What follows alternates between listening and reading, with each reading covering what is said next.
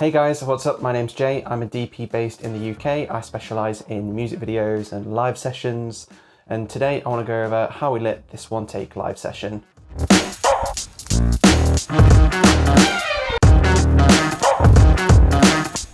So in the video, we're going to go over the gear we used, why we used that gear, where we put that gear, and why we put it where we put it.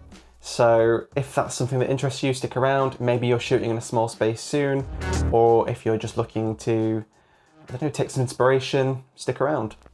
So the first light we used was the Amaran 200D. We paired that with the Aperture Lantern softbox.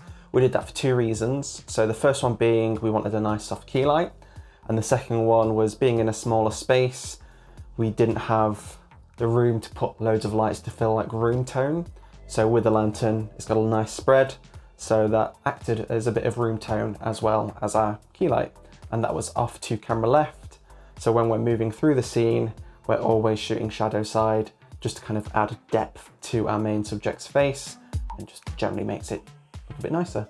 So we knew that we wanted to light our pianist as well. We didn't want him completely falling off into shadow. We wanted to be able to see his face and details of what he was playing on the piano as well. So to do that, we used two lights. The first one was a practical, and that was a Aperture B7C bulb. And we just put that in a lamp that they happen to have in the studio. Super handy to have around in a pinch if you ever need practical light. And the second light was the Amaran 200X, and we paired that with the Light Dome Mini. The main reason being that we didn't have a lot of space to put the light in, and we didn't have room for a big softbox. So the Light Dome Mini was just enough to soften the light a little bit, as well as actually showing off the pianist's face. So the final light that we used is probably one of my favourite lights at the moment, purely just because of how versatile it is and how compact it can be as well, which was perfect for this situation.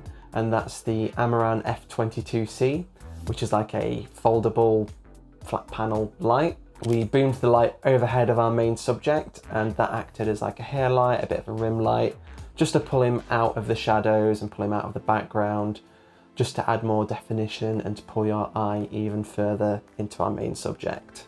So to boom the light overhead, we used an Avenger C stand, and we paired that with an Avenger Mini Boom Arm.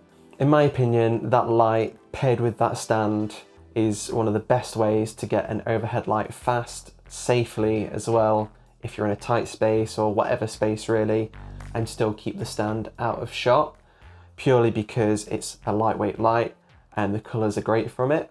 And I feel way more comfortable putting that over someone's head over a bigger fixture.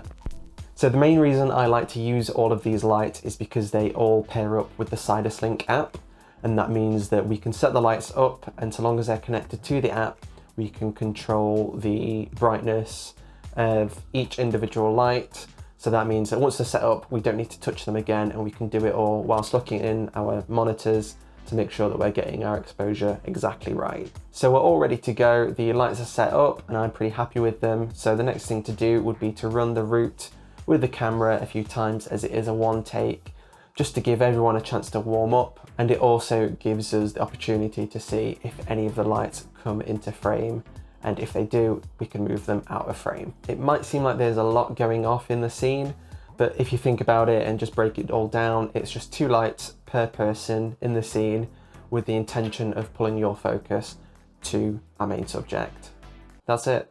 So please let me know what you think of the full video. I'm going to leave a link in the description so you can go and watch the full thing. We had such a great time making it. I'm really happy with how it came out.